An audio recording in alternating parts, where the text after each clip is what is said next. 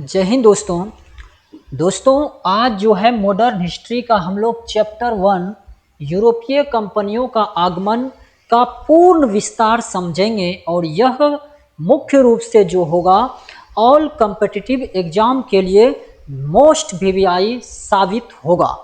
आप कोई भी एग्जाम दीजिए, यहाँ से सवाल देखने को मिलता ही मिलता है। तो आइए पहला पढ़ते हैं कि कंपनी पहले कौन कौन आया।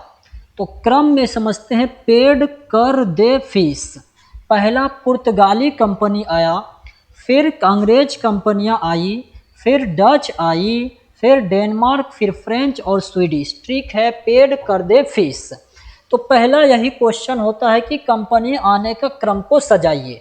अब एक एक करके देखते हैं। पुर्तगाली कंपनी 1498 ईस्वी में आती है और इसका जो मुख्य रूप से आते हैं वह होते हैं वास्को डी गामा आते हैं 17 मई 1498 ईस्वी को भारत।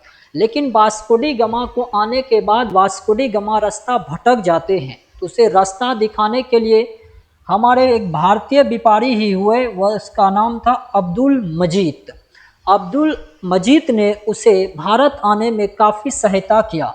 और वास्को डी गामा जब पहली बार आता है तो आता है केरल के कोचिकट बंदरगाह पर, जिस समय वहाँ का राजा जमोरिन था। जमोरिन ने उसका काफ़ी स्वागत किया और उन्होंने जमोरिन ने उसे व्यापार करने का छूट दिया। तो जब उन्होंने एक बार मसाला का व्यापार करके गया अपने देश बेचा तो 60 गुना मुनाफा होता है पुर्तगाली वास्को डी गामा को। तो पुर्तगाली एक बार में कहाँ मानने वाले थे, तो उन्होंने जो है कि 1502 ईस्वी में फिर वास्को डी गामा आते हैं भारत, फिर 1503 ईस्वी में आते हैं वास्को डी गामा भारत। तो कुल 3 बार आते हैं और 3 में जब आते हैं तो उसका एक गवर्नर आता है अल्मोडा।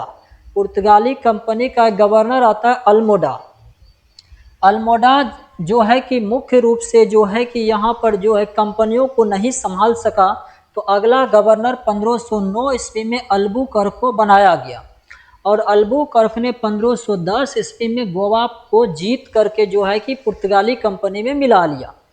तो 1510 अब याद करेंगे कैसे, तो ये डेट भूल जाता है। तो गोवा में देखेंगे यहाँ 0 ऐसा ओ लगा है, तो यहाँ 1510 में। और 1515 में उन्होंने हारमोज बंदरगाह पर कर लिया कब्जा और 1515 में उसे मलक्का पर भी कर लिया कब्जा। तो इस प्रकार उन्होंने कब्जा करते गया। तो इसका और विस्तार हम नेक्स्ट वीडियो में देखेंगे। जय हिंद।